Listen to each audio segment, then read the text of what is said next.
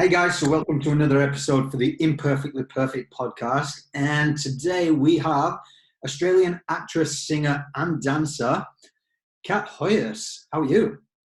Hey, I'm good. As good as you can be right now. So you've got an incredible story, what you're going to talk about. But anybody who's just listening to the audience over in the US or the UK, so Kat, basically an actress, singer, dancer. Basically, she's a triple threat to everybody. She does everything.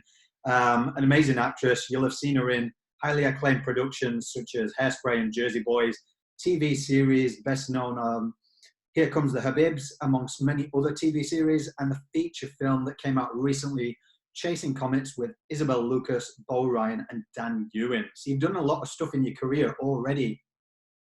Yeah, look, it's been a really fascinating journey. I mean, as a performer, being a triple threat and being able to move around has been like really fun because you just don't really know where your life's going to take you, and you start somewhere and it leads to something else, which leads to something else. And it's great that I can move around. So did you start initially well, let's take it back from the beginning. When did you find a love of acting, or did you start with singing first or dancing first? Well, I think it's a given when you're young and your parents see a talent in you. And actually, my mum put me into modeling when I was little. And then one of the bits of feedback that they got was like, oh, maybe you should put her into dance class. So then I went and did dancing, and I was like, Mum, I love dancing, hate modeling, which is probably the best thing I did because I am not tall enough or have all those features anyway. Just did the whole dancing thing throughout school, and then decided to do drama, and I really liked that. And I was also singing in choirs. So it's just like this natural, I was just leaning into the creative arts for everything that I was doing extracurricular. I loved reading. Like throughout my childhood, my mum would take me to the library every week, and I'd go and grab like 10 books and I'd just read them all, and then we'd go back. And I think that just really helped my imagination. I was an only child too, so it just kept feeding into my creativity, and it was a great way to escape. It was a great way to remain joyful and tap into your imagination at times when you need the inspiration and joy in your life. So after I finished high school, my mum said to me, I don't care what you do as long as you get a degree. So I was like, all right, well, I'm going to go and do something artsy. So I auditioned for a couple of different universities for different theatre courses, and decided to go to Wollongong Uni to do the theatre degree for 3 years. So that was really great. And I mean, straight after high school, especially like being an only child and not growing up with a father, not having sort of like that male figure around me, and also going to an all-girls high school, it was just a very different experience going into university and meeting people from so many different areas of Australia. And then also like, it's very, as you go into theatre school, it's almost like therapy for 3 years, and you just tap into like all the deep, dark, vulnerable stuff that you just suppress, and then you have to access that. But also like learning about the technicalities of acting, lots of reading, like dramaturgy, learning about the voice.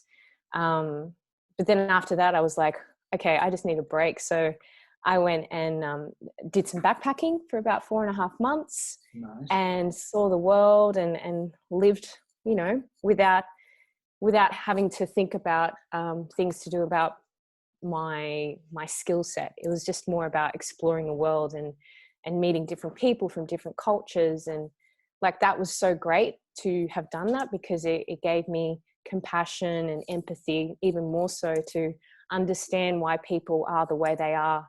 It was a really good like journey in human behavior as well. I suppose would that attribute to make you a little bit more better in terms of your craft as well? You've gone out, you've taken a break, you've stepped back, you learn to understand people, like you say, but then when you go into your craft, you can develop into characters a little bit different because you know how to understand characters different ways. And I think obviously the big thing through studying characters is understanding their point of view.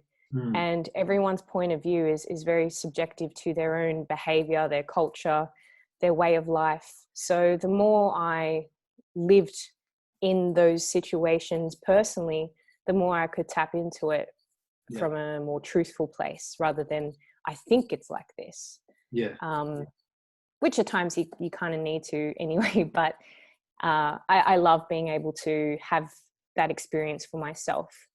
And so I did that, came back, and then just started going to auditions, and I had lots of different gigs. I worked in theatre and education. I did gigs at like shopping centres, and I was a backup dancer, and I was in music clips, and I was on stage, and I did commercials, and like just anything and everything that was available to me at the time.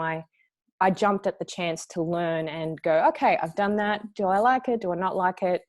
I mean, I even did like, what do they call them? The character suit operators. Oh, yeah. So I was like Bart Simpson once upon a time. And I did that once and I was like, no, thank you. Never again. I died. I was like severely dying in that suit. But it was good to do that because, you know, when people do that as a job, I can appreciate what they do and not, you know, some people just like once you've lived a person's shoes, very common saying, you come in with a sense of empathy and compassion towards them. So yeah, it was great because not only was I learning about other skills in the industry, I was sort of learning like backstage production, all the other elements that I would not have necessarily learned myself, but learned on the job. And it just becomes that sense of like gratitude for everyone having their particular job and saying, you know, we're all here to make this work together. There's no need for me to be dramatic or be a diva or be egotistical because everybody for me is on an equal playing field when I'm on set or when I'm on stage. So that was really it. It was just like that natural progression. And once I'd done things, I was like, all right, I want to move into musical theatre. So I went and did that. And then after that, I was like, okay, now I want to do film and TV more. So it's just that focus sort of moved from here to here to here.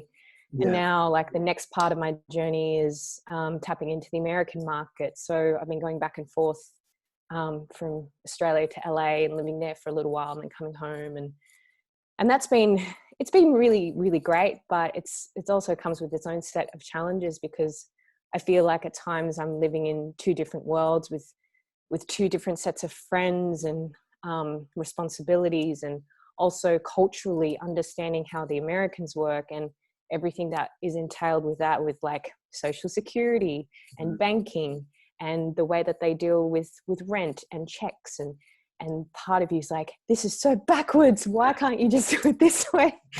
Which I'm sure you're aware of, having gone there numerous times. And then everything just sort of pauses, and then you come home and you have to pick up where you left off. And it can be a bit tricky because those job opportunities that you've been working so hard on, they would sort of go out and find people to replace you, and then you have to like reconnect with those people, and you know, it's a little bit of like luck and opportunity and timing, but I suppose that's part of it. That is a question that I've actually got that just popped in my head. And first, before I get to that question, I have to tell you whether you believe in coincidence or serendipitous moments. The funny thing the other day when we were talking about doing this podcast, so at the time, because other than the Wiggles or Peppa Pig, because I've got two little kids, I don't watch TV much.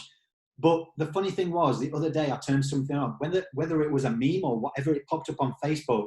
It was your program, Here Comes the Habibs, and it was you, and the policewoman had taken your phone off you, and you was losing your shit. Oh, yeah. Oh, I was talking to Sam, who was also in the show, and he played my brother. And we realized that one particular episode in season 2 was about quarantine. Well, and what popped up, and I was like, oh, well, this is meant to be then. We're supposed to do this podcast. And we were looking at like little moments in the show, and we're like, oh my gosh, how funny, because it's pretty much like how life is right now, that we have to stay away from each other or be in quarantine, or you know, I mean, in my character's case, she wasn't allowed to have a phone to post anything because they didn't want to let the rest of Australia know what was going on. Yeah. It's totally different in Australia right now and the rest of the world. But yeah, it was just that sense of hysteria and all the protective gear and what they were saying. And I was like, oh my gosh, it's life right now. So then going to my question, and I've never asked it because I've never thought of this way, but when you was talking then it just popped in my head. So a lot of you guys who are actors, you go over to LA and you spend maybe a month or 2 months there. And because I've been to LA a lot and I kind of know what it's like you get wrapped up in the creativity and you just love it. There's like a buzz in there, like nothing else. And essentially you put your public persona or what the work you've done in Australia on hold whilst you go and do this. And then you suddenly, like you say, you have to come back.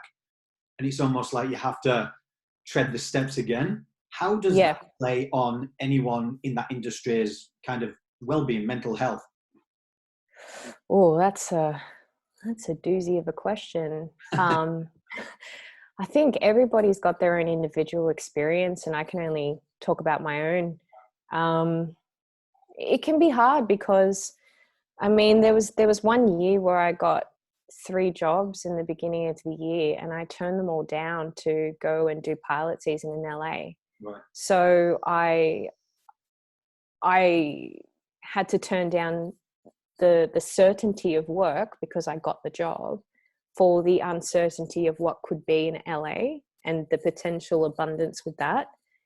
That was a big decision because usually, like, in the beginning of the year, it's a little bit quiet because, you know, it's holidays and whatnot. And that was giving me work for a few months, and then going over there and, you know, not landing a pilot, but everything else that came with it was abundant in a different way. It just wasn't financial, if that's like the 2 things I was looking at. Yeah. But then the downside of that, having come back, was like, oh, well, you haven't gotten a job in this many months. You know, you've got to get a job. And I'm like, well, I turned down work. Yeah. You know, so that kind of like plays a little bit on my anxiety, a little bit on the I mean, it's the uncertainty again of like, okay, when am I going to get that next job, and how, and all right, in the meantime, how will I make ends meet? Because obviously the Australian and US dollar aren't the same. So every time I go over, I'm like tapping into my savings a lot, and you're just always spending the money, investing in it's investment in my craft, but it's still like going outways. Yeah. You know. Yeah. So yeah, it's tricky. That like part of me now goes, oh, should I have taken work? But then I was like, no, because you had great auditions and you were in a room with some fantastic people, and like people that you would never thought, oh my gosh, I'm in the same room as you right now. And they're giving me great feedback. So those sorts of moments, I'm like, you can't buy that. You can't pay for that. And that was me making that decision for myself and putting in the work into my craft, and it paying off in certain ways. Yes, maybe not landing the job, but there's so many other factors that come in when you get to that point that are so out of my control. And you learn this, like the higher up you go in your craft, that it's not even about your talent anymore. It becomes about politics within the industry and who you know, and who the director might want to submit, or the producers, or the network. Favors come into play. You know, or even like the fact that I'm still a new face that's walking into the room, and even though I have credentials in Australia, there's still that sort of like, okay, but what has she done here?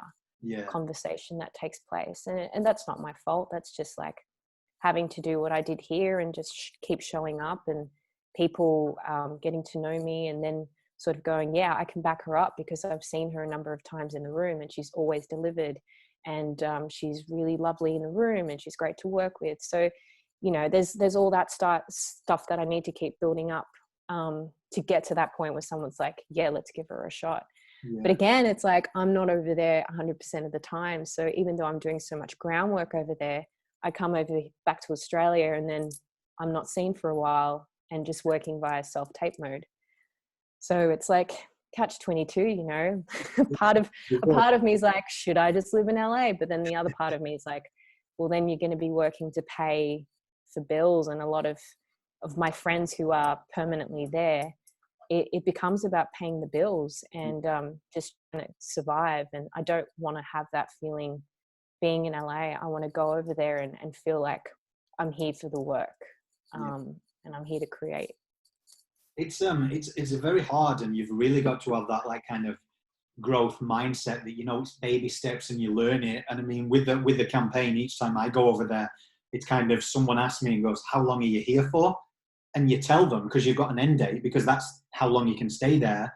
And they're like, oh, well, that's good. We can help you at this point. But then if you don't come back for another amount of months, we might have forgot you.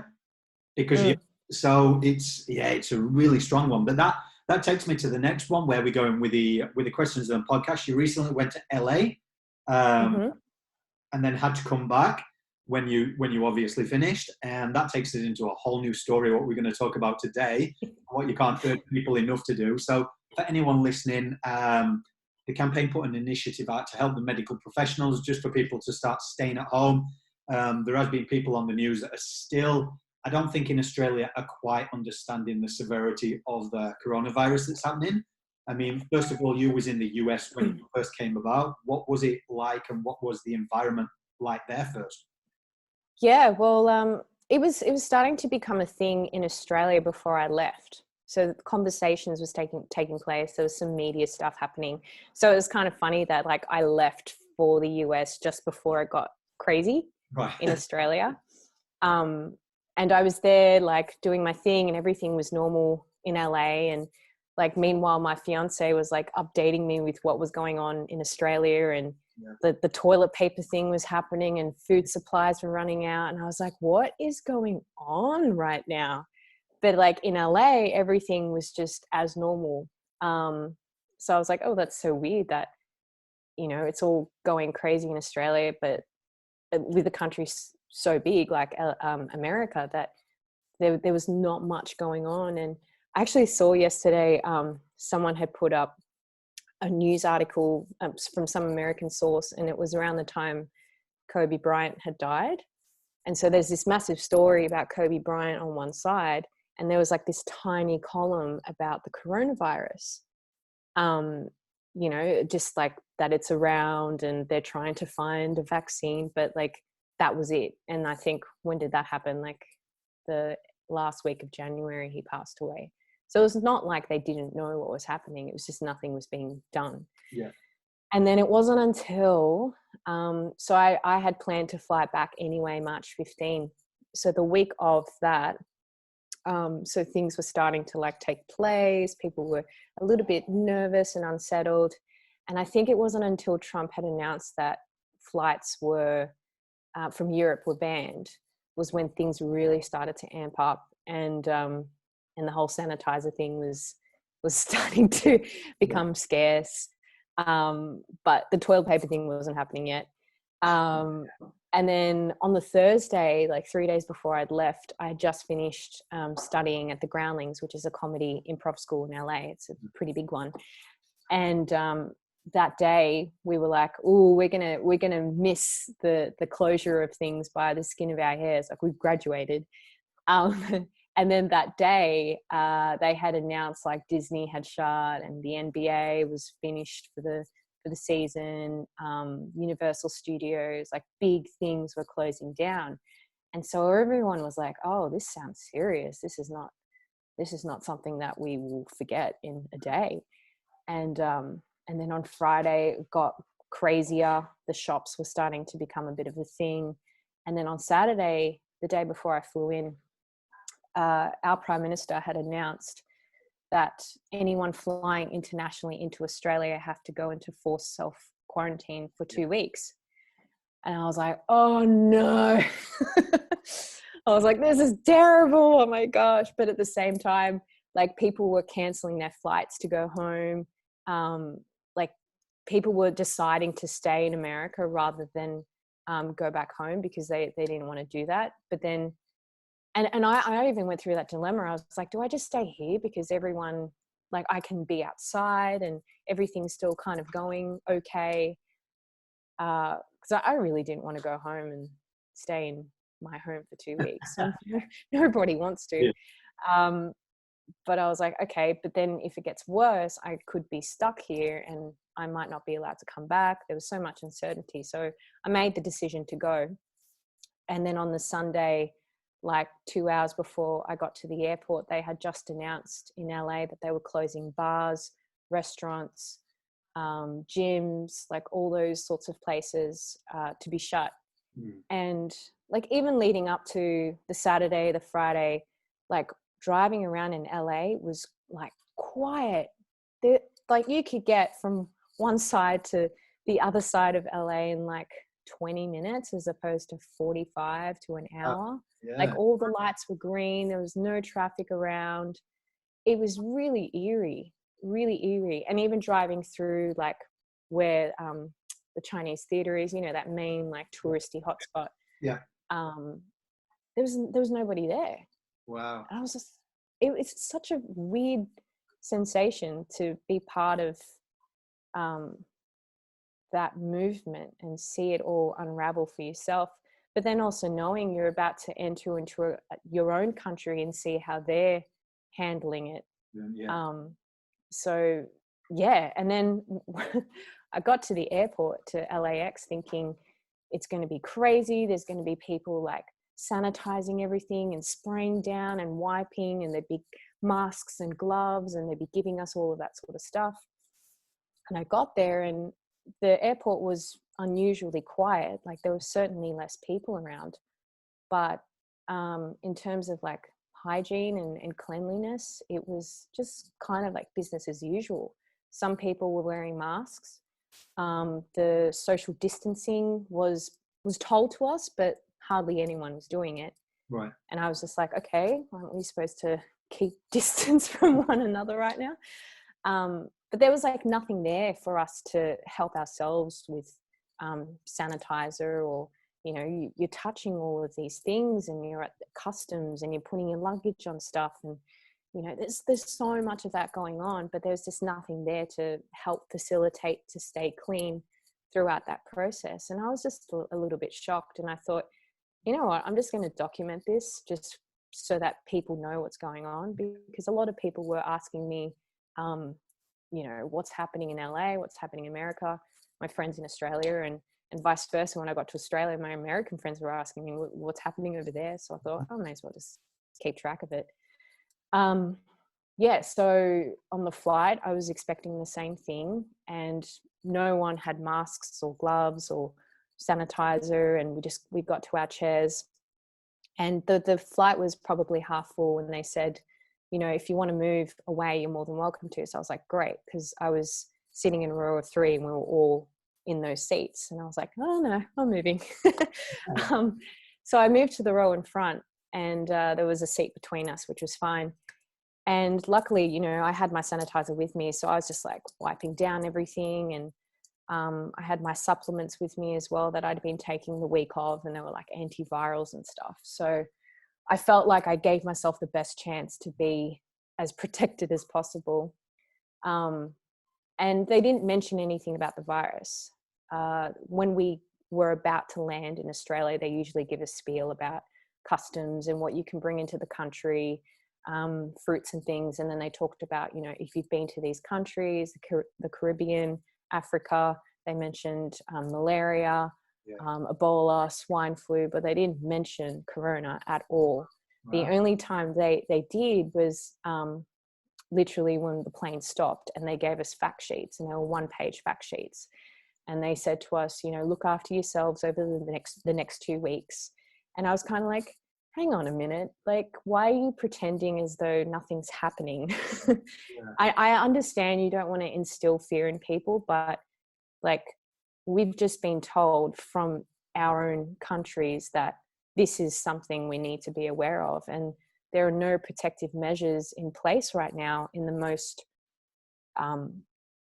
like infested pockets, you know, the plane, the airports, there's so many people floating around. I was just like a little bit in shock and almost angry at what was happening. And then, yeah, it was the same thing, having to go through customs. There was literally like one A-frame. Do you have any of these symptoms? No one would bother stopping and looking at that. And then you've got your check-in desk where you need to be like, yes, I haven't been to these countries, et cetera, et cetera. And then they did mention, have you traveled to any of these countries? And at the time it was only Iran, Italy, and China, but they didn't mention like USA or anything. And then, yeah, got through customs fine and got my suitcase, went through customs as per normal. Again, nobody's wearing masks. There's no spray. There's no wipes. Like, I would have thought at least at the trolleys that there'd be something for us to wipe the trolleys down, because we just come off a 15-hour flight. There's just nothing. And my fiance came to pick me up and he's like, I'll meet you outside. I'm not going to be inside the airport. So yeah, he met with me and then literally had gone from the airport straight to my home and was there for 2 weeks. And yeah, the next part of it, being in self-isolation, that was really hard, because how did that play on you to be taken, for someone that likes traveling and is around people all the time, that obviously loves the craft, to be then consumed to a house for 2 weeks? How was that? Yeah, I mean, it's one of those things that I think I was saying to you before, that I can stay at home for 3-4 days and be okay with it. But it's the fact that you know you don't have the choice to leave can play on your mind a bit, because it's about the freedom of choice. You don't have the freedom of choice, first of all. And then the news that was coming into me personally. So I had a job lined up and found out, I think it was day 2 or 3 with me being in self-isolation, and that was cancelled. So that was kind of like my first blow.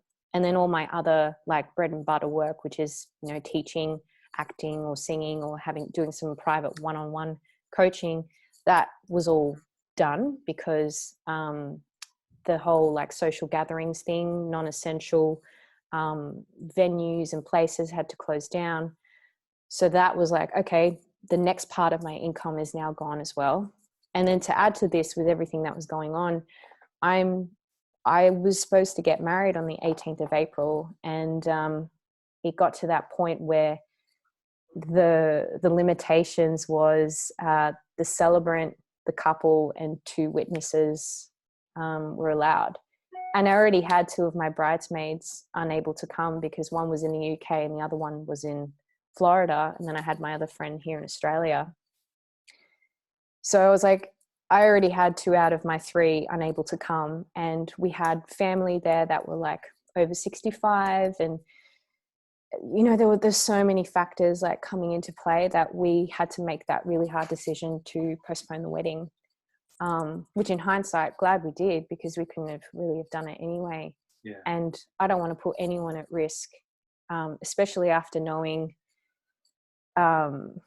just on the 13th day of my 14-day isolation that my flight had more than 20 confirmed corona cases. And this was information that got told to me from a friend who was also on the same flight as me. And she's been herself just going online and seeing all that information. And then she told me. Nobody was like, here from the flight? No. Wow. No. We got no word from Qantas. We got no word from New South Wales Health, or no word from the government stating, hey, just so you know, keep an eye on your flight. Like, there are so many flights, interstate, international, that have confirmed cases. And they did not say to us, please keep an update on, because if you have confirmed cases, you may be at risk. Yeah. And I had like flu-like symptoms for a few days before I was allowed out, and was fine within like 4 days. And I called the hotline, but they were like, look, if you get worse, let us know. But I got better. So I thought, oh, well, then I don't need to call. But once I found out that I had confirmed cases, I called them back and I was like, hey, I did not know this, but I've got confirmed cases on my flight and I had flu-like symptoms. And they still said to me, you know, you don't have to do it, but if you feel like you need to, go and get yourself tested. And I was like, I'm going to get tested because of that information that was not even told to me. And it's kind of important. So yeah, on my first day allowed to be out, I went and got myself tested and had the swabs in the throat and the nostrils, which was terrible. Yeah, it's so not good. And yeah, I should know like either today or tomorrow if I'm positive or negative. But they even said to me, look, even if you come back negative, it still might be in your body. What? And I was like, well, what's the point of doing it? Yeah. And you were telling me about, obviously, Reese, your partner. He's been with you for those 14 days. Did you get checked? I brought him to the clinic and I told them the situation. They're like, does he have any symptoms? And he said no. And they said, well, unless you've got symptoms, we're not going to test you. So, because I'm sure I heard something on the news the other day that Australia are actually more ahead of everything in terms of how many kits they've got, because we've got a smaller population than obviously places like America that can't keep up with the demand of people getting tests. Yeah. How come we're not seeing everybody that's been somebody? Because you put something on your Insta stories as well. So guys, if you're not following her, go on her Insta stories because she's keeping everyone documented on all of this. And was it when you'd been to get tested, they gave you near enough, was it like 6 to 10 pieces of information that even you turned? Oh yeah, I've got it right here. Let me show you. That was a lot.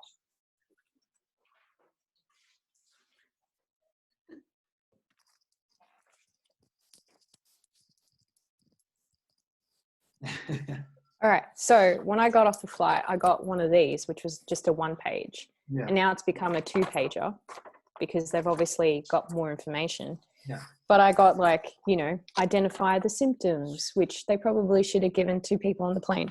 Yeah. And then got some thank you card, like a 6-page fact sheet, and then how to stop spreading and also how to wash your hands because that's really important. But yeah, I got this all at the place of where you get tested, meaning you would have shown the symptoms anyway. But what I don't understand, like you were saying on your stories, is the fact that when you are due to go on a flight, you always get a scheduled email that tells you, oh, your flight's coming up in this many days. So who's at the helm of Qantas at the minute, or these flight centres who can't just send out a generic email to the people that have all been on these flights, just going, oh, there has been confirmed cases. It would be better if you're showing these symptoms to go and get checked. Like, nothing of that? Nothing. Absolutely nothing. Like we got given a generic test, people who weren't flying, just overall from the government saying, you know, make sure you wash your hands and keep your distance. And if you're feeling sick, contact this number. Like a very generic message. But in terms of like anyone who's flown and getting a generic text to all of them, there's nothing like that. And they've all got our details. They know where we live. They've got our number, our email, our passport number. But it's not that hard too for like all the flight carriers to send that email out to everyone who's flown. And you found out the numbers or something where the seats were? They were behind you? Yeah. So on my particular flight, I was on row 73 and I decided to move to row 72 and there was a confirmed case on 71. And between like sections 50 to 89 or something like that, there were like 20 in that pocket alone. So I was just sitting there for 15 hours surrounded by people who have the virus or didn't even know they had the virus. But the thing is, on a long haul international flight, you get up, you go to the bathroom, you walk around, people walk around, they cough, that's just... Yeah, and no one was coughing on the flight. Like I was consciously hearing out for people who were sick, but suddenly moving away. No, yeah, like the minute someone sneezes, like I'm out of here, thank you. But no one was like that. So whether or not maybe they contracted something at the airport or from somebody else. Like, we don't know those specifics, but what we do know is that these people are confirmed cases, and that should be enough for the people who have flown to get checked, especially if they have mild symptoms, which I did in my case. Yeah. But had I not known that information, I probably just wouldn't have bothered getting tested, because I'm fine now, you know, and I've been in self-isolation for 14 days, but I've also been around my fiance for 14 days with those symptoms. Yeah. And that still isn't enough for him to get tested. Like, he could be carrying it, and he's going outside and meeting other people on site with his job. And so what's the deal with, you've obviously just come off the back of 14 days self-isolation, and now you've been tested. What are you being told now? You have to carry on that self-isolation for how long?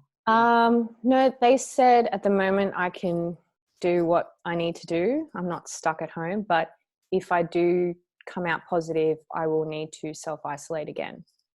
For how long this time? Maybe 2 weeks. I don't know. Wow. I don't know. They said they'll call me and they'll tell me the next steps. Yeah. So how are you keeping, I suppose, if we can turn it around a little bit for anyone that may get a positive test or anything, or if you've got to self-isolate, how are you keeping yourself as a creative busy in this time? So I needed to get over my jet lag and the disappointing news and all that stuff, and cry. But now I'm in that space where I'm starting to like go into the things, my to-do list that I should have done. Yeah. I'm doing those sorts of things now, like you know, updating websites and little projects that I wanted to do. I'm now getting to doing them. I'm writing with Sam, who did Here Come the Habibs. Yeah. So Sam and I have scheduled daily sessions where we write together, and that's been really good for my creativity to just, you know, imagine a world of not being stuck inside. I have 2 other projects that I'm writing as well independently. So I think the big sort of key message that a lot of creatives are saying is that if you have the opportunity to write, because that's probably the best thing to do whilst in isolation. It doesn't require you to be anywhere specific for it. But it's also like finding that inspiration too, right? Like, you need to go for walks or do exercise or you know, see people behave that may trigger an idea in your brain to go write a scene. Those sorts of things I think are a little bit harder to tap into. And then obviously, like, I think meditation has been really helpful to just zone out for 10-15 minutes. I've been doing HIIT workouts at home. So that's been good. Yeah. Hey? Are you still doing your one-on-one coaching if anyone wants to get in touch with you for acting? No, that's been really tough, to be honest, because like within our industry, a lot of live performance venues have shut. Yeah. Productions have stopped because there's too many people on set. And so in turn, there are no auditions happening at the moment. And when there are no auditions, nobody's prepping to audition. So it's like this domino effect where I'm not getting the work because there's no auditions happening for anyone or for myself. And then on top of that, people are losing jobs. You know, maybe if there were young students who were coming to me and were reliant on their parents to pay, their parents are having to make stricter decisions on their budgets. So usually it's like the extracurricular stuff that gets cut first. Yeah. Unfortunately. So yeah, it's a little bit, I mean, on one hand, it's like I chose a career that was very uncertain, but the certainty behind that is knowing that there is work out there. Yeah. And it's just a matter of like knowing maybe it's this job or maybe it's this job. But at the moment, it's like not only am I uncertain about my next job, it's also the uncertainty of knowing when the live performance arena is going to pick up again and when productions are going to start again. And that's the harder part to grasp onto, because there is no work at the moment. Everything has to stop. Yeah. Every non-essential thing has to stop. Social distancing is a thing. Like everything that I do relies on human contact on one level or another. Yeah. And, you know, I applaud all the performing arts schools and colleges and dance schools who are jumping online and trying their best to keep their students inspired. And, you know, Zoom's just like completely gone off through the roof with like the amount of people who are using the system now. But at the same time, they're also losing students by the bucket load because, you know, the budget thing, or they're just not getting what they used to get because the virtual thing isn't the same. Like there's so many different reasons, and people are losing businesses as a result. Like it's just this domino effect of stuff. And unfortunately, our government, I think today, announced that the social distancing ban is going to go on for another 3 months. So 3 months from now is what, April, May, June, July. So July. And we're not even on lockdown yet. I think personally, I'm like, let's just lock down a little bit, or because I did hear one as well. And the thing is, like, sometimes with sensationalized media or what's going out on Facebook, you don't know what's true and what's not. So I always say, like, look at reputable sources. But I heard one where it's like, if you get found to be disobeying it, you're either going to get 6 months jail time or an $11,000 fine. And because I live in Balmain in Sydney, I'm walking around the Bay Run, and there's still people like running, jogging, walking. There's an outdoor gym area where there was like 20 odd people in that small vicinity. And I'm kind of like, well, who's enforcing it? Because it's all good and saying it, but yeah, everybody's taking pictures and videos and going, is this happening? And I think one of my things that I'm noticing at the minute, and somebody said to me the other day, because I was like, people really need to start taking this serious. Like, yes, it's a virus, but when the World Health Organization are saying, let's take it serious, let's lock it down. And then there was people, and even on the news the other day when a journalist was asking, and some of the young ones was like, oh, I need fresh air, I need to go to the beach for my mental health. As somebody who's running a mental health program, it's kind of, yes, it is essential that you go outside, you get fresh air, you get this, but please don't use it as an excuse to go, I need to go to the beach around other people for my mental, like, we're all doing it tough, but we need to listen to what's being said so we can get a hang of this and then get on top of it and go back to normality, and then we can sort of come back together. But what I want to say to you, last of all, firstly, I'll thank you for taking time out to come on. It's been a busy day, mate. Like, I am packed. So you better, or I'll be charging overtime. But my last question would be, I suppose, with the initiative I put out to help the medical profession, just to stay at home, and with you having gone through the experience that you have and still waiting on your test results, what would you say to anybody listening to this? Oh my gosh. I think it's a little bit like going back to stepping into someone else's shoes, and it's until you've lived that experience that you go, okay, I get it. I get that I need to stay indoors because it's affected me. And I think it's a little bit of like out of sight, out of mind for a lot of people, because they haven't been personally touched by it. So the only thing I could say is, like, think about the people you care about the most, the vulnerable, your parents, your family, your grandparents. They're the people that we need to protect. Like, you may feel great and invincible and safe, but just do it for those people, because it's not just your own family you need to think about, it's other people's families who are out there too. So yeah, I mean, this is all going to be short term. This is not for the rest of our lives. And if we have to sacrifice a part of our livelihood or the fresh air and nature and the things that keep you sane so that we can get out quicker, then just do it. And there are lots of other ways we can get into our mindfulness without having to go to nature. But I know it's like, I understand that because I really needed that over the 2 weeks. But it is doable. is what I'm saying. It's not impossible. Yeah. Yeah, I think that's it really.